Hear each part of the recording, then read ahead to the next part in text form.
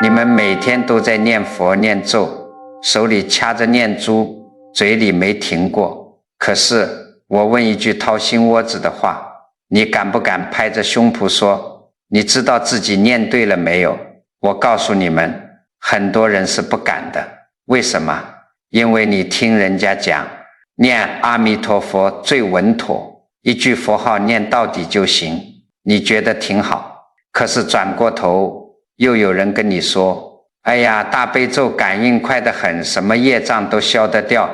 你一听心里痒痒了。接着还有人天天念观世音菩萨，说遇上急难只要一声就能得救。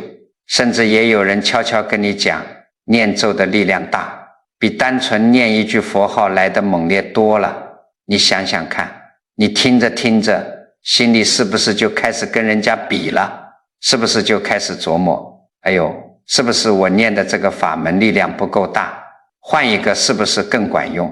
为什么人家念了有那么大的感应，我念了这么多年连个动静都没有？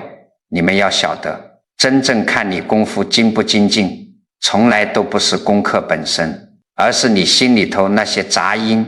你一边念一边在怀疑，嘴里在念，心里在打鼓，念了10000遍，这颗心早就跑了10000个地方。在外人看来，你这个人修行真精进啊，天天不落。可是只有你自己知道，你的心一天也没有真正踏实过。怀疑本身就是咱们妄想里最耗费人心血的一种。你念一句，心里疑一句，这就等于你一只手在往回收东西，另一只手在往外撒，收和撒同时进行，你的功夫怎么可能积攒得起来呢？佛法讲得很清楚，这不是哪一个人的毛病，这是很多人修行的通病。法门多了，大家反而不会选了。这就好像挖井一样，你今天在这个地方挖了3次，没见着水，明天听人说那个地方好，提着锄头换个地方又挖3次，还是没水，挖了一辈子一口水没喝着。你说是这地下没水吗？根本不是，是你自己没有在一个地方踏踏实实的挖到底。你自己摸着良心问一问，你念的时候心底里是踏实的，还是总悬着一句我这样念到底对不对？讲到这里，你们可能以为我今天是要劝你们赶紧换个法门，或者干脆劝你们死守着别换，都不是。我今天不劝你换，也不劝你别换，因为我到底该选哪个这个问题本身你就问错了。你们要晓得，老祖宗传下来的这些法门，它不是百货商店里摆在货架上让你挑来挑去的商品法门，那是照着咱们凡夫这颗心的样子长出来的。这个世上本来就生着2种截然不同的心。你去看那些念佛念得极好的人，多半都有个共同点，他这个人托付得下去，人家跟他讲极乐世界好，他不抬杠，他不问极乐世界到底在哪个方向，有多远，到底是怎么个好法，他就是完完全全的信。你再去看那些念咒极有力量的人，也有个共同点，他坐得住。你让他一个人安安静静待2个时辰不说话，他不觉得难受，他能定得住。这2种心，一种是完全托付得下去，一种是非要自己弄个清清楚楚明明白白。这2种心没有谁高谁低，它是本来就长得不一样。所以啊，你不该问哪一门最厉害，你真正该问自己的是，我到底属于哪一种心？这就好比穿鞋子，你明明是40码的脚，非要去穿一双42码的鞋子，鞋子再好，料子再贵，穿在你脚上也是要磨起泡的。你能怪鞋子不好吗？不能，只是不合脚罢了。你想想看，你这辈子遇到不明白的事情，遇到难处，你的第一反应是先信，还是非要先问个底朝天？我告诉你们，这2种心完完全全的分在5个地方上，你只要把这5处一处一处的照下来，不用我去说，你自己立刻就能明白，你这辈子到底该走哪条路，哪一门自然就会找上你。今天咱们就来掰扯掰扯，这5处里头头一处最好验，你现在都不用想别的，你就能低下头看一眼你自己每天手里念的那个东西，你问问自己，你懂不懂它的意思？这一处恰恰是2门分得最开的地方。你们要晓得，念佛这一门，它是让你带着明白心去念的。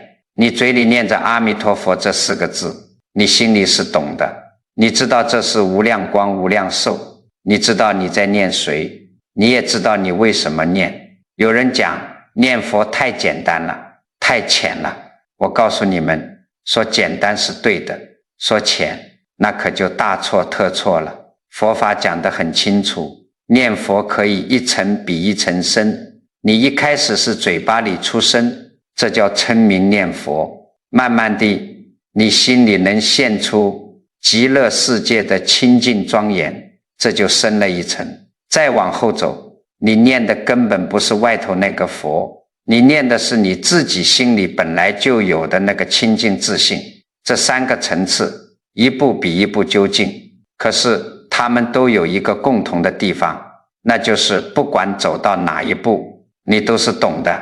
念佛这一门就好比是一口井，这井口开得很大，就那么平平的贴着地，不管你是老的小的聪明的笨的，谁都能轻轻松松跨到这井口边上。可是这井到底有多深？那是个无底洞，深的没有边际，就看你自己能往下走几步了。但是念咒正好反过来，念咒它不让你懂，而且它是故意不让你懂的。你们想想看，当年玄奘法师那么大的学问，去天竺取经，千辛万苦把经书带回来，把所有的经文都翻译成了咱们能看懂的汉字。可是到了咒语这里，他定下了一个规矩，叫秘密不翻。什么是秘密不翻？就是只保留原来那个声音，坚决不翻译它的意思。为什么不翻译？这个道理很简单，咒语老祖宗叫它陀罗尼，也就是总持的意思，它根本就不是一段让你用脑子去读懂去分析的文字，它本身就是一个装满力量的器皿。这些声音是佛菩萨在甚深定力里头从清净自信里自然流淌出来的音符，你不需要懂它到底是个什么意思，你只要老老实实照着规矩念，你的心一静，嘴里那个音一出来，就跟天地间那股清净的力量对上了榫头。老话讲同气相求，只要生气一通，那个不可思议的力量自然就过来了。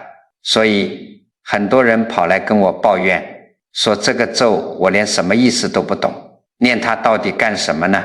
这就是拿读书做学问的法子去衡量一个根本不是用来读的东西。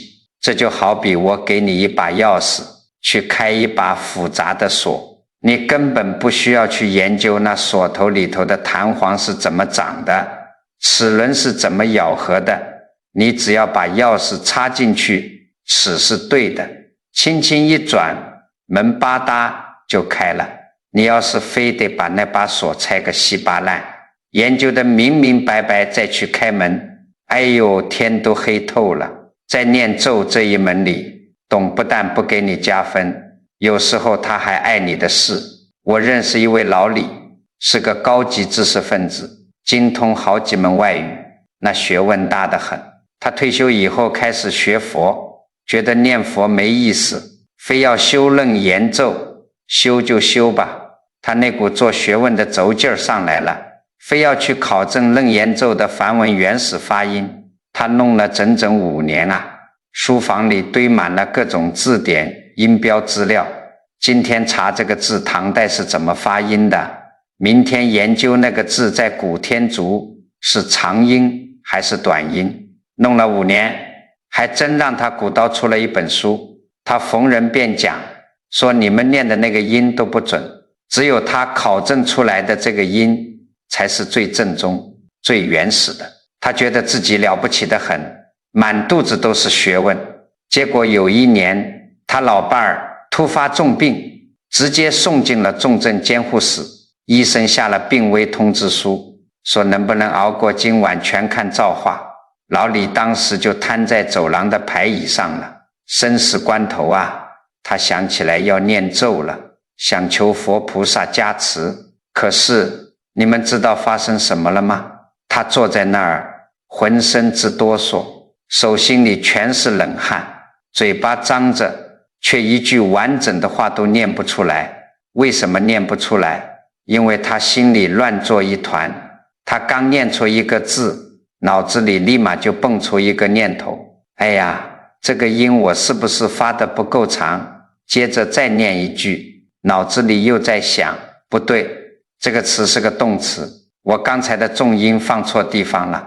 他满脑子全是那些音标、语法字典里的释义，就像几百只马蜂在脑子里嗡嗡乱飞，心浮气躁到了极点，气血全堵在心口，哪里还有一丝一毫的定力，哪里还能接通什么天地气机？他那是死在了自己做的那堆学问里头。就在这个时候，老李家来了一位亲戚，是个乡下老太太。这老太太大字不识一个，什么梵文什么音标，她听都没听过。她到了医院，看着老李那个抓狂的样子，什么也没问，只从口袋里掏出一串磨得发亮的旧木头念珠，往地上一坐，眼睛一闭，嘴里就一句南无阿弥陀佛。那老太太念的时候，脸上没有一点慌乱，她不懂什么大道理，她就知道现在人快不行了，我没有别的办法，我就把这条命，把所有的指望全都托付给这句佛号。老太太就这么闭着眼睛念了一夜。到了第二天清早，里头的大夫出来说，病人血压稳住了，出血点止住了，算是从鬼门关拉回来了一条命。老李事后跟我说起这件事，一个劲儿的抹眼泪。他说，我弄了5年，读了那么多书，到了节骨眼上，我那个心是散的，是慌的。人家老太太一个字都不认识，可人家那个心是定的，是通的。你看，这就是我常常讲的，懂有时候不是坏事，但坏就坏在你懂的那些东西，如果把你这颗心塞得满满当当的，里头就再也装不下清净了。你要想在屋子里住人，你是不是得先把屋子打扫干净，腾出地方来？你把屋子从地板到天花板全都塞满了各种深奥的书本，真到了要命的时候，你连个躺下喘气的地方都没有。所以这第一处分野你自己就能照得出来。遇到事情，你是那种非得靠弄得清清楚楚、明明白白才能安心的人，还是那种哪怕什么都不问也能老老实实把心定住的人？有的人一辈子脑子停不下来，非得问到底，那念佛适合你，因为念佛经得起你问，你问到多深，它都有道理等着你。可有的人不需要问那么多，不问也能安心，那念咒跟你对脾气，因为咒语从来不回答你，它只等着你清清静静的去念，懂还是不懂？这第一处分的是你的脑子。可是光有脑子不行啊，你们要晓得，老祖宗把修行的路分得清清楚楚，底下紧接着的这第二处分野，那就要命了。他分的不再是你的脑子，而是你的胆子。讲白了，就是看你修行里用的这股劲儿到底是从哪来的。到了关键时刻，你到底敢不敢把自己连皮带骨彻彻底底的交出去？咱们先说念咒，很多人以为念咒就是嘴巴动一动，佛菩萨就会来帮忙，这叫纯纯的迷信。我告诉你们，念咒靠的是自他二力。什么意思呢？咒语里头那股神秘的力量，确实是天地间本来的气机，这是他力。可是这股力量就好比是一堆架好的干柴，它自己是不会亮的，你得用你自己极度专注的心力，像个放大镜聚光一样，去把它点燃。你的心越专一，这把火烧得越旺。你要是心散了，一边念咒一边想着锅里的汤糊没糊，那你念破喉咙也点不着这把火。这火得你自己煽风，你自己使劲。可是念佛呢？念佛走的是另一条路，佛法讲得很清楚，这叫易行道，靠的是纯纯的他力。阿弥陀佛在无量劫前发了大愿，造好了一艘极大极稳的船，停在苦海边上，缆绳都替你解开了，你不需要自己在水里拼命的游，你只需要做一件事，踏踏实实的走上这条船，坐稳当了，剩下的事阿弥陀佛替你划过去。听起来很简单，对不对？可是这世上最难的恰恰就是走上去这一步。为什么？因为凡夫的疑心重啊，很多人念了一辈子佛，其实一辈子都在岸上站着，他看着那条船，心里总在嘀咕，这船到底结不结实啊？我造了那么多业，这船能载得动我吗？万一开到河中央翻了怎么办？他就这么天天站在岸上问到日头落山，问到两眼一闭，船早开走了，他还留在原地。这就是我刚才说的，念佛这一门要的是胆子，你敢不敢把你自己连同你这辈子的业障、烦恼、生死彻彻底底的托付出去。宋代的时候有个出家人，法名叫盈科。这盈科法师啊，说实在的，刚开始真不是个好和尚。他出家以后不好好守戒，喝酒吃肉，世俗人身上的那些毛病他是一样没落下，造了极重的业。可是他有一个好处，他深信因果。有一天他翻开一本讲因果报应的经书，看到上面写着破戒造恶的下场，他一看每一条都跟自己对得上，他吓坏了，后背上的冷汗唰的一下就下来了。他心里清清楚楚的知道，按照自己这几年的活法，将来闭了眼必定是直堕无间地狱，一点悬念都没有。他真怕了，怕得整宿睡不着觉。他跑去问寺里的师兄弟，我造了这么大的恶业，还有没有救我的法子？师兄弟们看他可怜，就扔给他一本往生传，让他自己看。他拿过来看完，扑通一声就跪下了。他明白了，靠他自己的力量，这辈子是绝对还不清那些业债的。他现在唯一的活路就是跳上阿弥陀佛那条船。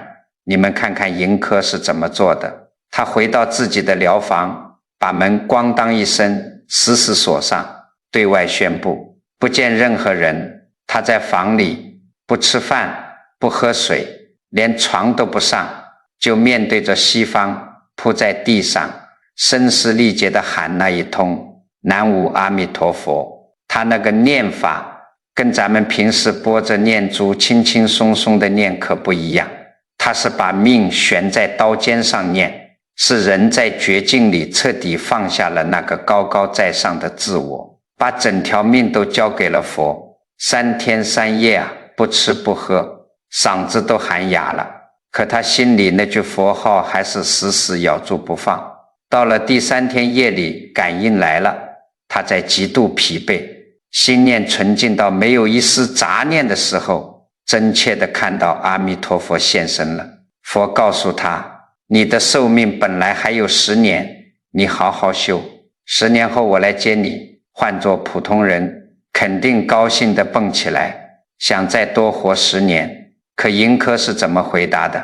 他说，佛啊，我这个人的脾气秉性我自己最清楚，我定力太差，要是再在这个花花世界里混10年，我指不定又要造下多少恶业，又要失去这上传的资格，我这10年的阳寿不要了，求您现在就带我走吧。阿弥陀佛答应了他，约定3天后来接他。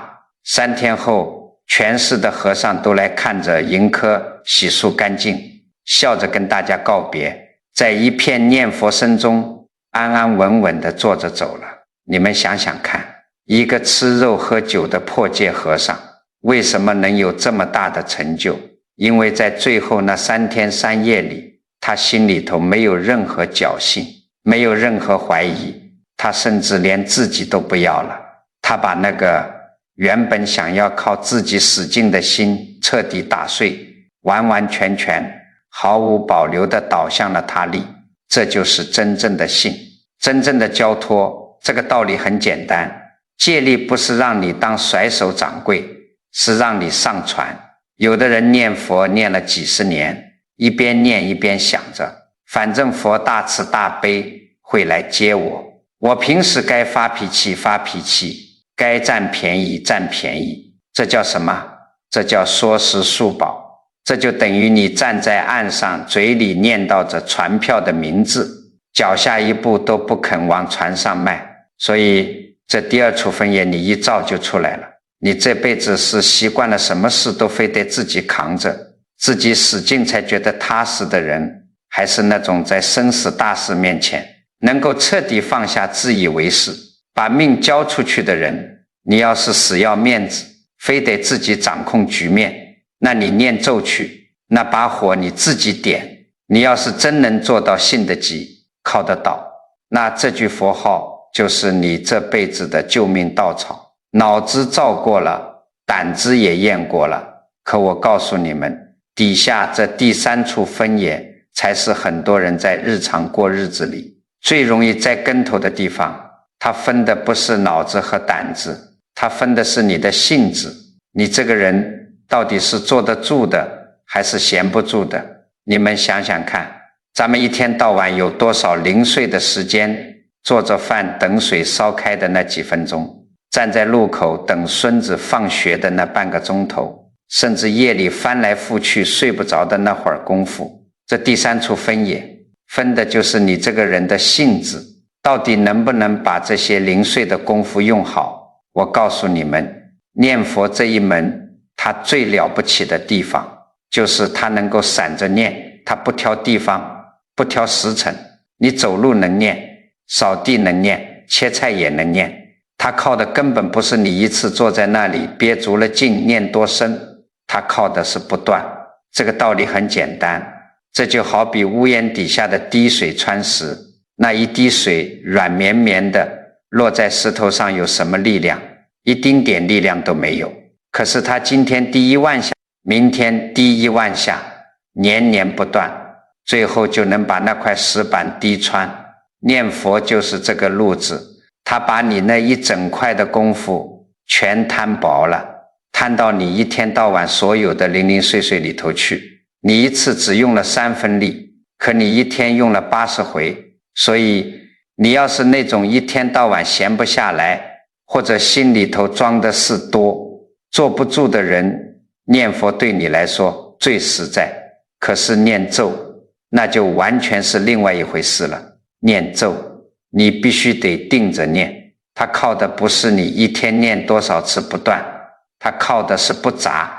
老祖宗传下来的秘法里讲得很清楚，修咒语讲究的是身口意3密相应，你的身体要接着手印，不能乱动，你的嘴里要念着真言，你的心里头还得观想着佛菩萨的本尊。这3个地方得像拧麻花一样死死地拧成一股绳。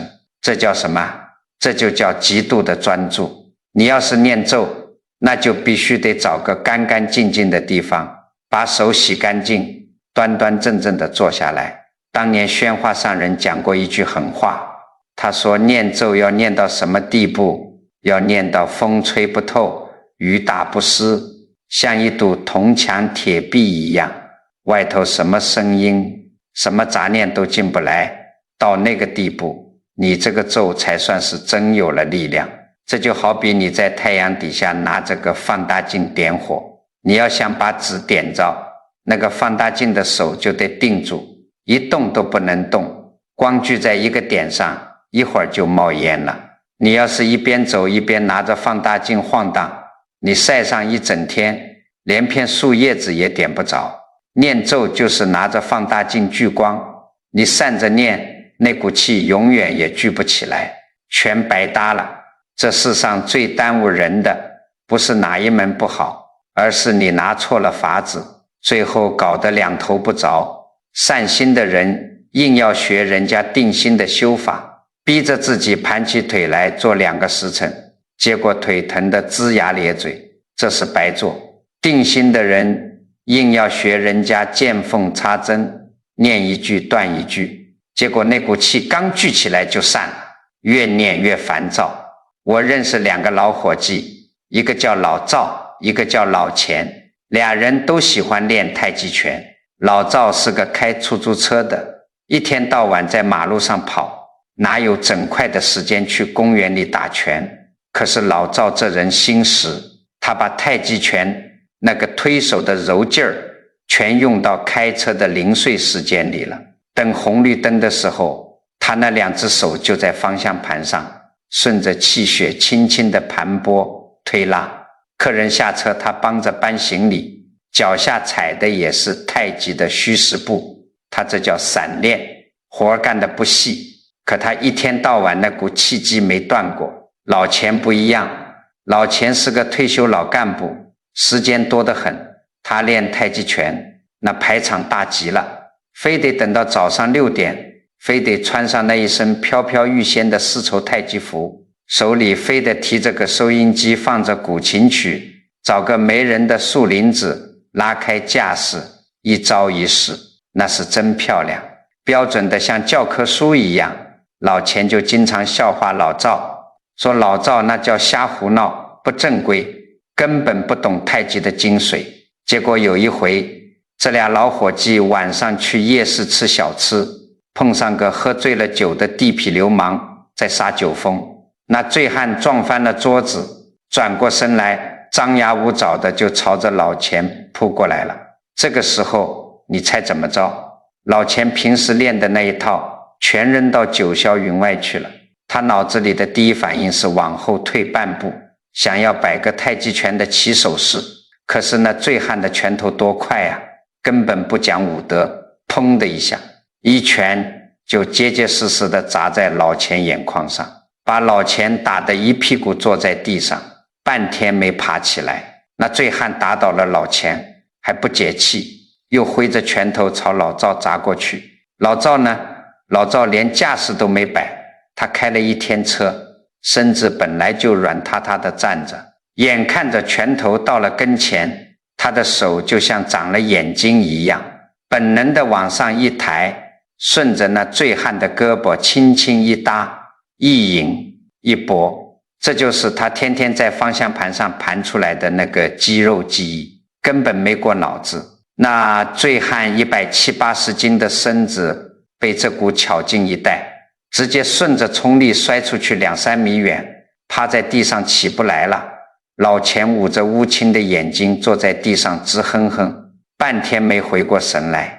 他想不通啊，自己天天早上穿丝绸打标准套路，怎么到了真要命的时候连个架势都摆不出来。你们要晓得老钱的问题出在哪儿，他练成了死架子，他非得有那个好环境，有那身衣服，有那个起手势，他才能找着感觉。一旦环境不对，他的功夫就全废了。老赵呢，他的功夫早就画在了柴米油盐里，画在了等红绿灯的每一分每一秒里。他不需要起手势，他浑身上下随时都在局里。修行跟练拳是一模一样的道理。憨山大师说过一句话，叫口念弥陀心散乱，喊破喉咙也枉然。很多人以为这句话是用来骂念佛人的，我告诉你们，大错特错，大师骂的是那些用错了法子的所有人。你是老赵那样的散漫性子，没那么多大块时间，那你就学老赵，用最简单的佛号，一句接一句，见缝插针的念，把功夫铺满你的一天，慢慢的这佛号就成了你的本能。真遇上生死关头，你连脑子都不用动，阿弥陀佛4个字自己就从心底里蹦出来了。你要是老钱那种性质，必须要个仪式感，必须要做得端端正正才能安心，那你就去念咒，借着那些严密的仪轨，借着手印和观想，把你这颗心死死地定在一个点上，不到风吹不透的地步，绝不罢休。要是你让老赵去公园里穿丝绸打拳，他肯定犯困；你要是让老钱去方向盘上练推手，他肯定觉得太跌份儿。所以根本不是哪个法门厉害，是你的性子到底适合接哪个茶，散还是定。这第三处分的是你们的性子，可我告诉你们，底下紧跟着的第四处分野，很多人听完当场就要哑口无言，因为这一处他不问你脑子懂不懂，也不问你胆子大不大，他直勾勾地问你一句话，你心里头最惦记最看重的那件事，到底是在这辈子还是在下辈子？很多人一听这话，心里可能就打鼓了，怎么？难道老祖宗传下来的法门非得逼着咱们绝情绝义，连眼下这辈子的日子都不过了吗？难道求身体健康，求儿女平安就是觉悟低吗？我告诉你们，千万别这么想。这第四处分野讲的就是你这颗心当下最重最急的落脚点到底在哪里。这不仅关乎你选什么法门，更关乎你能不能不自欺欺人。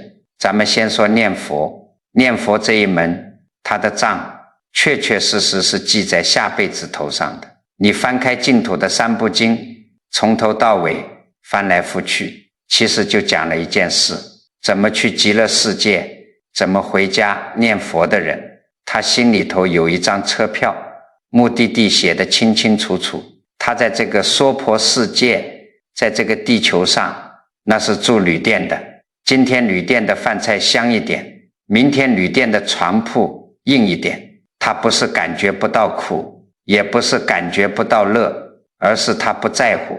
为什么？因为他知道自己明天就要退房走人了。所以念佛的人对眼前的顺境逆境往往看得比常人要淡，他所有的功德，哪怕是今天扫个地帮个人，最后都要回向到那一处去。眼下消了灾延了寿，那都是捎带脚的事，不是他真正求的正货。可是念咒呢？念咒那可就宽广得多了，它是哪一头都能求的。你们要晓得，咒语有着极其强烈的针对性。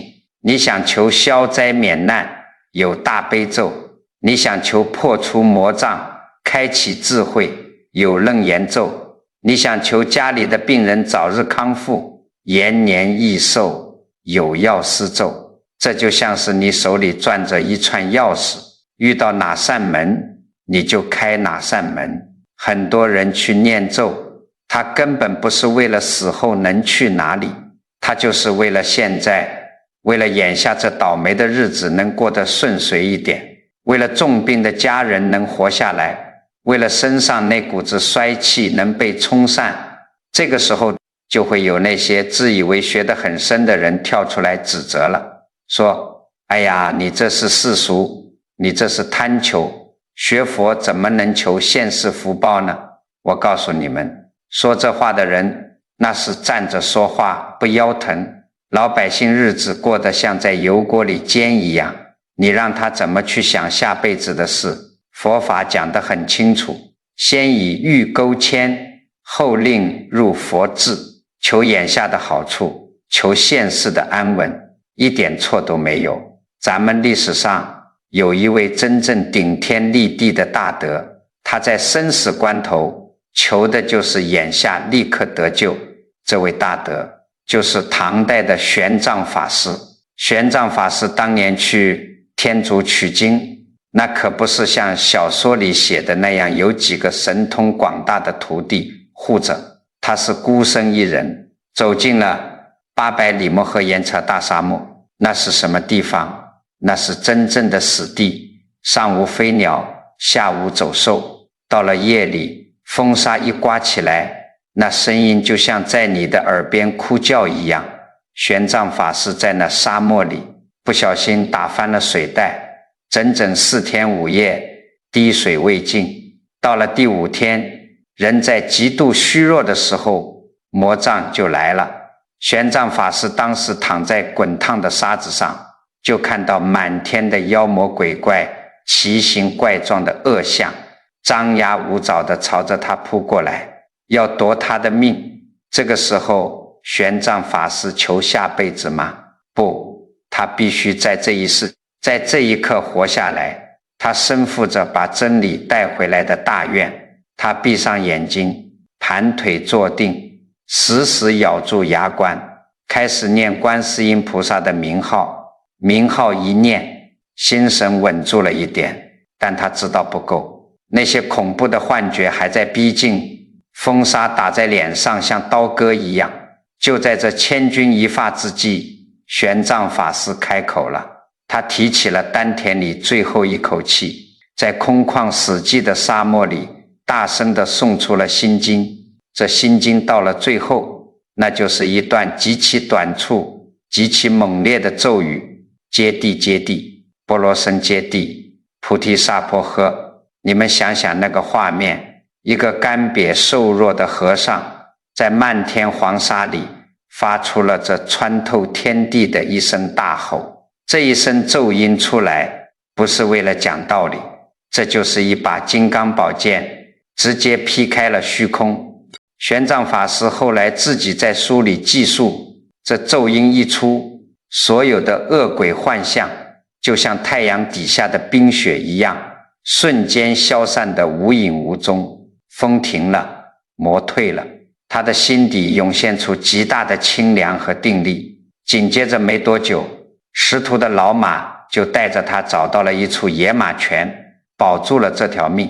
你看，这就是念咒在现世拔苦救难的最强感应。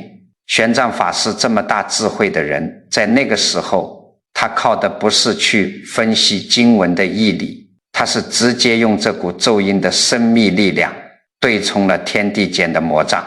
所以老朋友们，你们平时在家里念经念咒，求儿子升官发财，求老伴儿身体健康，千万不要觉得内疚，不要觉得自己境界低，这就叫缘分。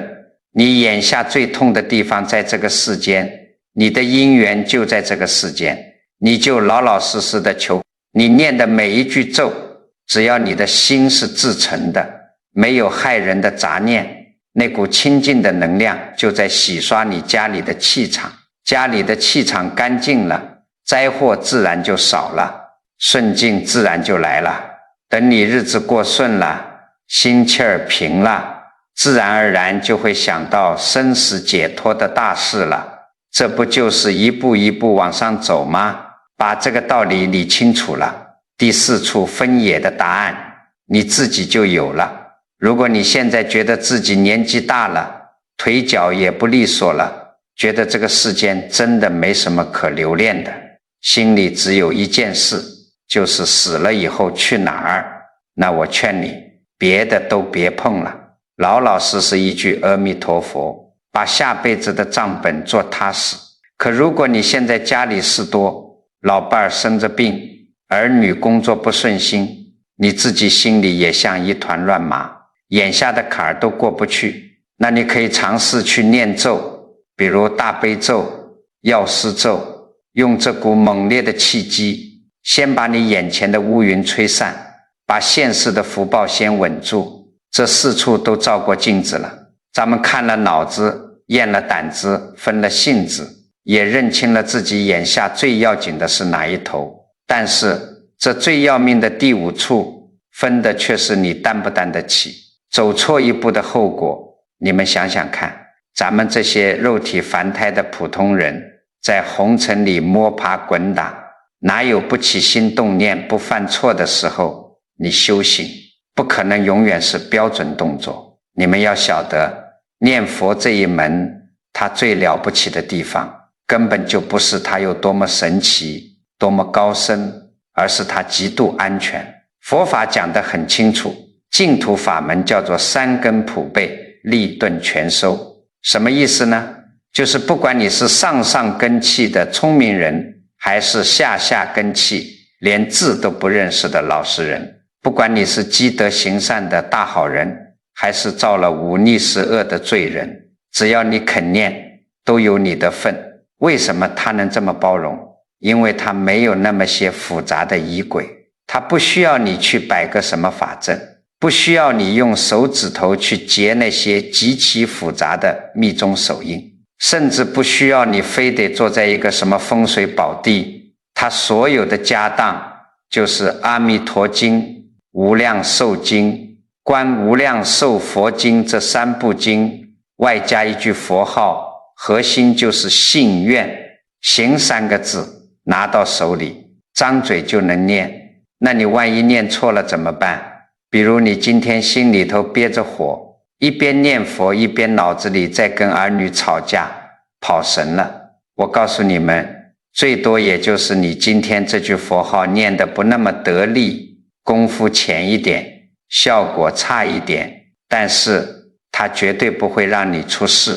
这就好比咱们老百姓家里天天吃的家常饭，大米粥、白菜豆腐，谁都会做，闭着眼睛都能弄熟。你要是哪天心不在焉，火候没掌握好，做糊了，或者盐放多做咸了，顶多也就是咽不下去，倒掉就是了。它绝对吃不死人，对不对？历代以来那么多通宗通教的大祖师，年轻的时候什么学问都懂，可是到了临终的时候，为什么全都反过来苦口婆心地劝大家老实念佛？印光大师当年就讲过，这是上圣下凡共修之道。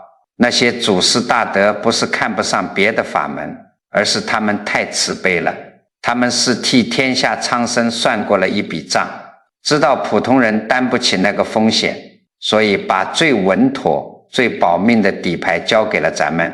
可是念咒这一门那就完全不一样了。我告诉你们，念咒力量大这句话是真的，千真万确，但是很多人在传这句话的时候，把后半句给吞进肚子里去了。后半句是什么？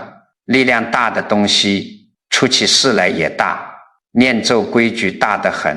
老祖宗传下来的正规秘法，有坛城，有手印，有观想，还有每个咒语特有的种子字。你在念的时候还得懂得怎么去供养，怎么去回向，哪一步先做，哪一步后做，错一点都不行。很多极其威猛的咒语，那是绝对不能自己瞎练的，非得有具德的师父手把手的教你，有人在旁边给你盯着，你才敢动嘴。为什么要这么挑人？因为咒语调动的是天地间真实的能量气机，你一个根气不够、定力不足的人去念，你的心是不干净的，你带着满肚子的贪婪、自私去强行接手印搞观想。这就好比一个愣头青，非要去抡一把180斤重的开山大斧，结果不仅砍不着敌人，那斧头的惯性直接就把你自己给带飞了。仪轨弄错了，观想跑偏了，发心不对了，都会出岔子。这不是我在这吓唬你们，我给你们讲个我故事。咱们这第5处分野的道理，全在这件小事里头。有个小镇上有2位看病的大夫，一位是上了年纪的老大夫，他那个医馆破破烂烂的，柜台上常年放着一杆磨得发亮的旧铜秤，他给人看病，不管什么症候方子开出来，来来去去永远就是那么几味最平正最温和的草药。镇上有不少人嫌他没本事，说他那个方子太素了，吃下去不拔根。老大夫听了也不生气，随人家怎么说他也不辩解。另一位呢，是个年轻的大夫，从外头大地方学成回来的，那可不得了，医书背得滚瓜烂熟，他给人开方子，动不动就是20-30味药，什么相生相克，讲起来头头是道，里面常常用一些极险极猛的药材，镇上的人都爱找他，觉得他有学问，开的方子有本事，有一年秋天，镇上闹了一场很厉害的食疫，传染得极快，不少人发高烧昏迷。年轻大夫的医馆门口排满了人，他开出的方子确实厉害，好些个底子壮的年轻人喝下他的猛药，出了一身大汗，第二天就下地干活了。可是那猛药的药性太重了，配的稍微差了一丁点，或者病人家里熬药的火候错了1分，病人本来的底子又虚，直接就扛不住了。那一年镇口有2家人的门口挂起了刺眼的白布，出了人命。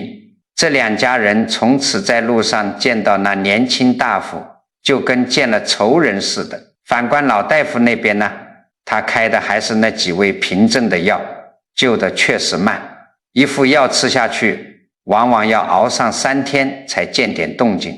可是等到那场食疫彻底过去，大伙儿一盘算，老大夫手底下看过的病人全都全头全尾的活下来了。到了年底，这2位大夫有天坐在茶馆里喝茶，年轻大夫心里头一直憋着个疙瘩，就忍不住问老大夫，您老那个方子明明再加2味辛烈的药就能立刻见效，您为什么就是不肯加呢？老大夫放下手里的茶杯，叹了口气，说出了一段让年轻大夫记了一辈子的话。他说，加得，怎么加不得？可我这个方子是给谁开的，你知道吗？是给那些根本不识字，看不懂药方，抓错了药回家自己熬糊了，甚至吃坏了肚子，也不知道跟人讲的穷苦老百姓开的。你那个方子确实高明，可他得有一个懂医理的人，12个时辰不错眼珠子的守在炉子跟前才敢用。年轻人，你守得住10家？你守得住镇上这100家、1000家吗？年轻大夫听完愣在当场，一脑门子的冷汗。从那一年起，他虽然没改自己那身本事，可只要是遇上不识字的，家里没人照应的普通乡亲来看病，他再也不炫耀医术了，提笔只开老大夫那几味最稳妥的药。你们听明白了吗？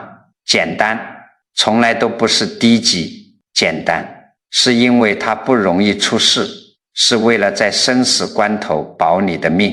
很多人觉得念一句阿弥陀佛太简单了，这6个字配不上自己读过的那些大学文凭，配不上自己大半辈子的阅历。可你们要晓得，一句佛号没有任何可以供你拿去炫耀的东西，你没法拿渊博的学问去包装它，你也没法拿繁琐的仪式去装点它。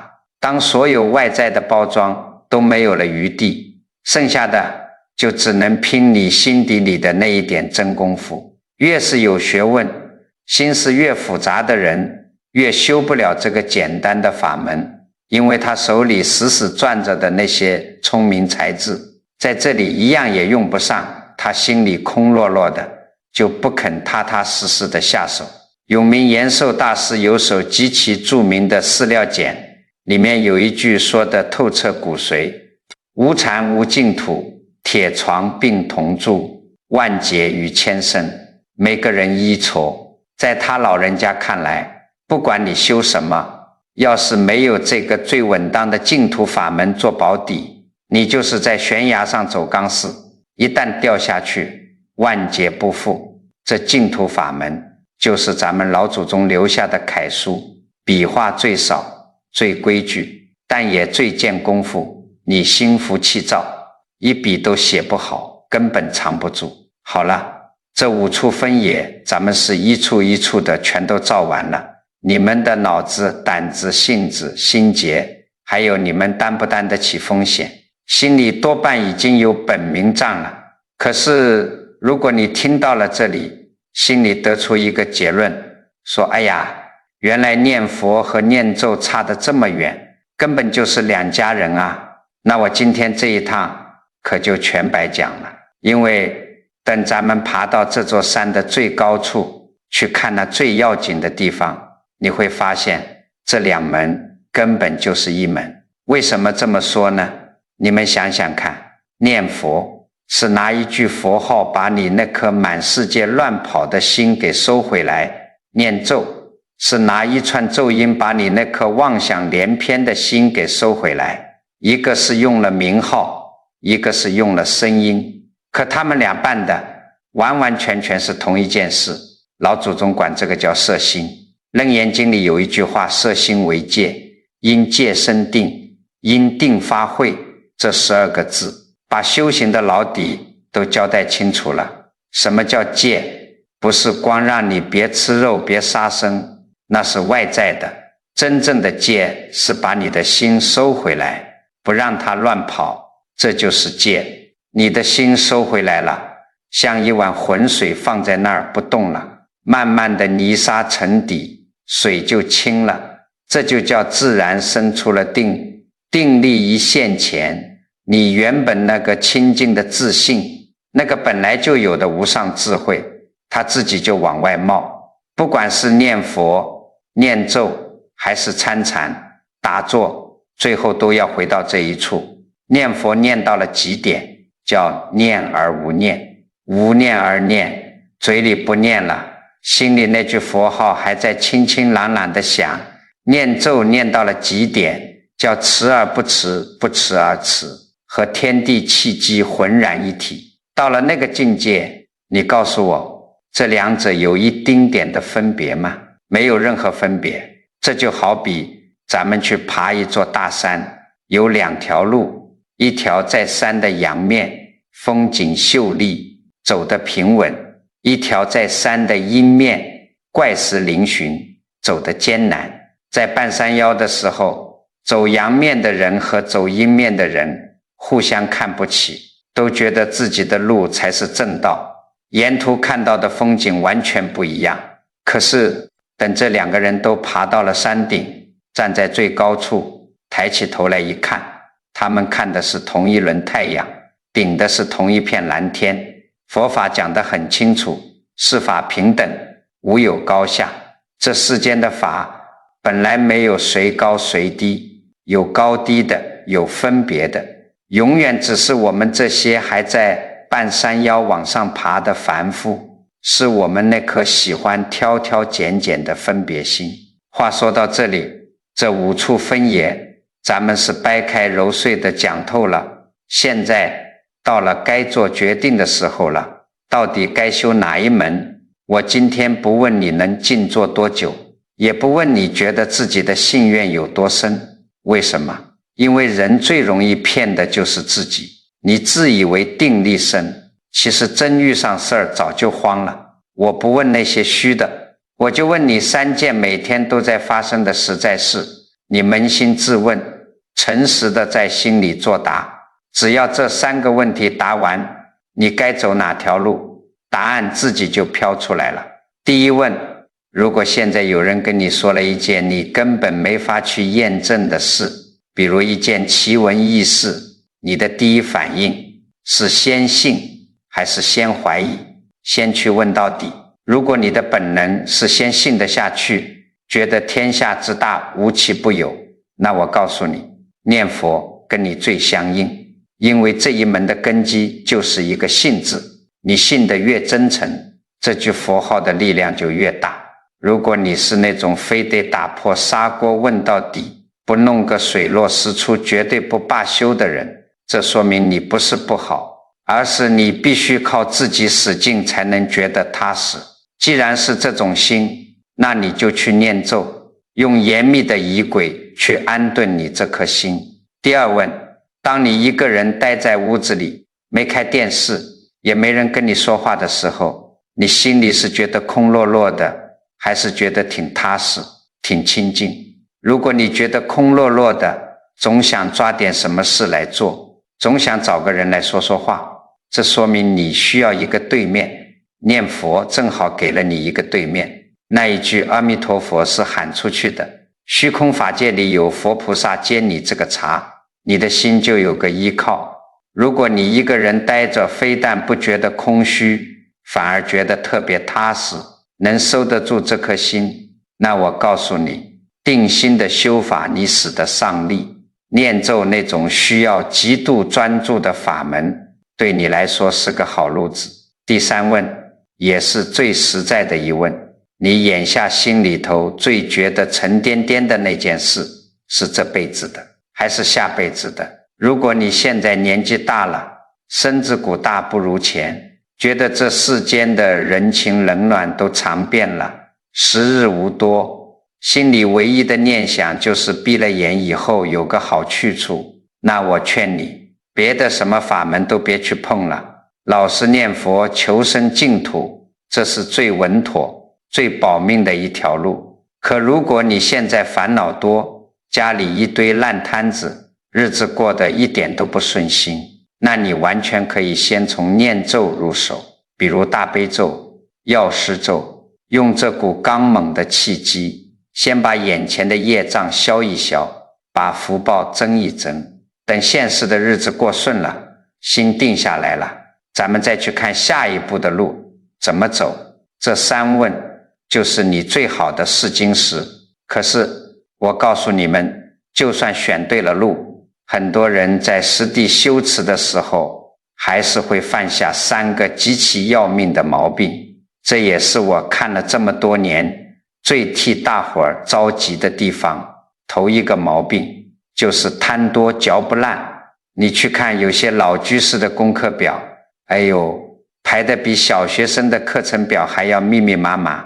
早上一起来，先念一部经，外加几十遍咒，中午吃完饭不能歇着，再来一套，下午要念1万声佛号，到了晚上还得再加一部经。在外人看来，这老居士太精进了，可我跟你讲，他那颗心早就被切成了7、8块，全都是散的，每一门他都只是蜻蜓点水，走个过场。你们要晓得，法门跟法门之间是不冲突，全都是好东西。可是你的心只有一颗啊，你把这颗心的力量分成了10份，每一份都薄得像张纸，风一吹就破了。你只有把所有的力量死死地砸在一个点上，那个穿透力才会强。老祖宗讲一门深入，长时熏修。你看华严经里的善财童子，人家参访了53位善知识，学了那么多法门，可是你们仔细看经文，人家是一门法门学到了底，彻底明心见性了，才去参下一位。人家不是今天学一点，明天又扔了换一样，最后学成了一个什么都知道一点，什么都不得力的半吊子，那才是最可悲的。第二个毛病就是只重数量，不重质量。有的人发了愿，说我今年要念满100万声阿弥陀佛，或者我要念满10万遍咒语，天天手里掐着计数器，咔嗒咔嗒按得飞快。你过去问他，你刚才念的时候心里在想什么？他不好意思地摸摸头，说大半的时候都在想下午去菜市场买点啥。你们要晓得，数量确实是你功夫的底子，没有量变就没有质变，可是质量才是你能不能冲破关口的决定性因素。你一天老老实实清清朗朗地念1万声，深深入耳，深深入心，这功德和力量比你一天心猿意马地念上10万声要大出无数倍。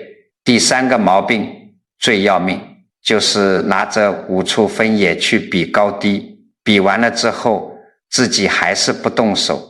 今天听我讲了这几处分野，回去一拍大腿，哎呀，原来是这么回事，我觉得还是念佛好，或者我觉得还是念咒厉害。结果呢，第二天早上起来，该打麻将打麻将，该跟儿媳妇吵架还是吵架，一句也没念。我告诉你们，我今天给你们讲这些，就像是给你们端来了一面镜子。照镜子是为了什么？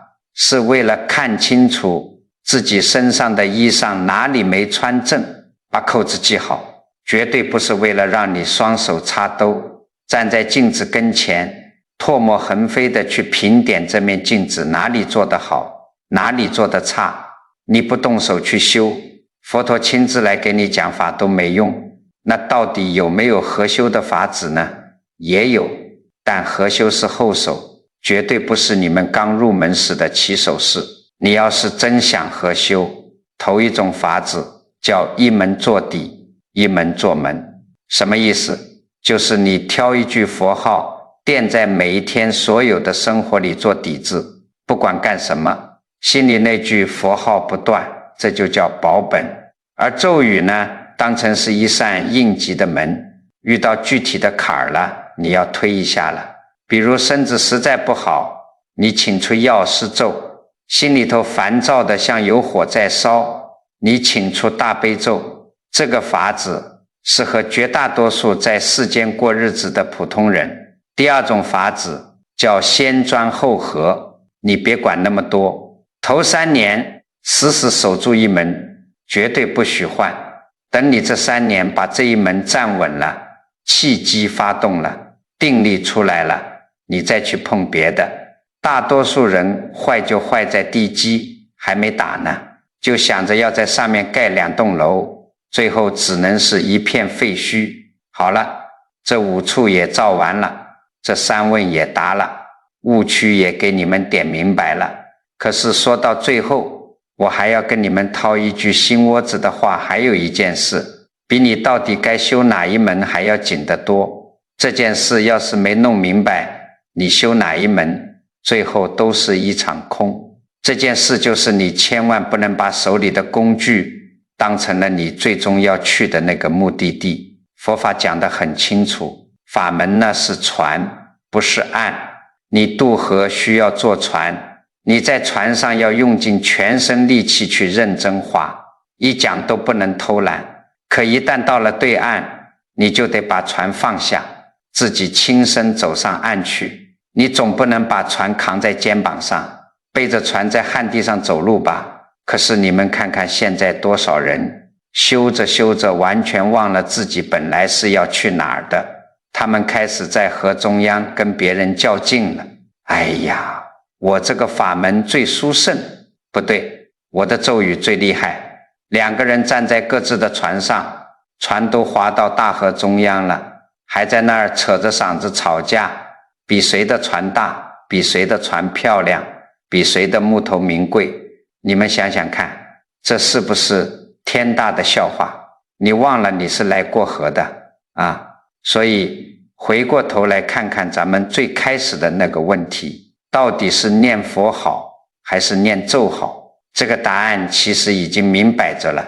能合得上你那颗心的，能把你平平安安渡过河的，对你来说那就是天底下最好的法门。你们千万不要在法门之间去比高低，也千万不要到别人的眼光里，到别人的嘴巴里去找答案。你是哪一种心，只有你自己最清楚。咱们今天这5处一处一处的照下来，你心里其实早就已经有数了。择定了一门，你就老老实实死心塌地的一门走到底。那些今天看这个好，明天听那个玄，换来换去的人，外人看着他好像什么都懂，什么都试过了，其实他连一扇门都没真正迈进去。相反，那些几十年死死守着一门从来不换的人，有时候外人看着他好像很守旧，很固执，可人家那口井早就已经见着水了。你要是这些年一直老老实实念着一句佛号或者一句咒，从来没动摇过，那我恭喜你，这件事本身就是你身上最大的功夫，你千万不必再去怀疑了。说到底，你每天捻着佛珠，嘴里念的到底是什么？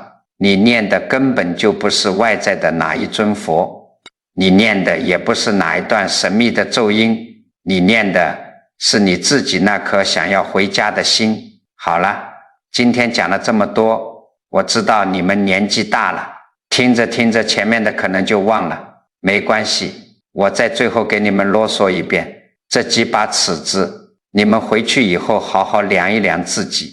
第一，脑子要不要懂？要懂，去念佛；不要懂，去念咒。第二，胆子敢不敢托付，敢把命彻底交出去。念佛借他力，非得自己使劲才安心。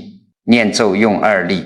第三，性子是善还是定，一天到晚闲不住，只能见缝插针。老实念佛，能坐得住，几个时辰不杂乱，可以念咒。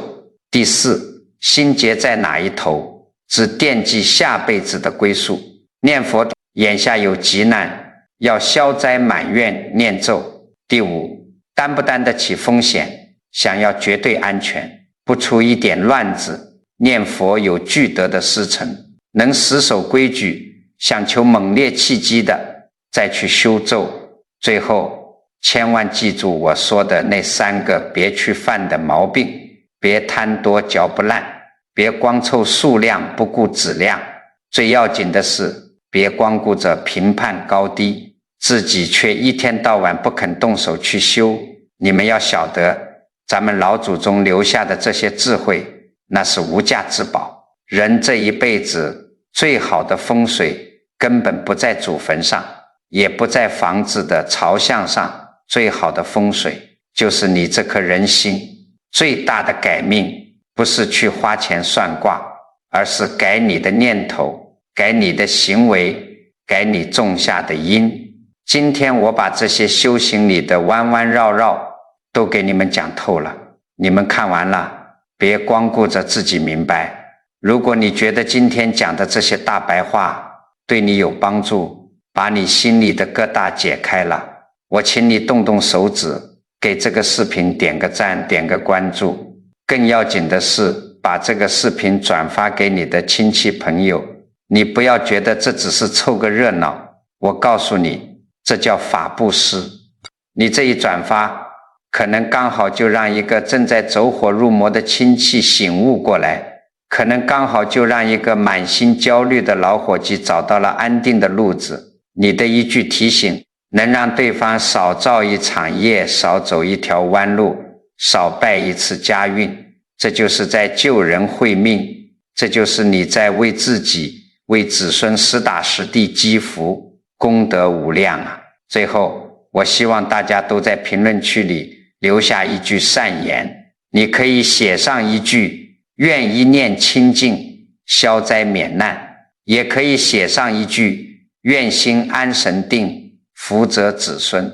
文字是有力量的，人的念头是有能量的，咱们千万人的善念只要汇聚在一起，那个形成的能量场威力不可思议。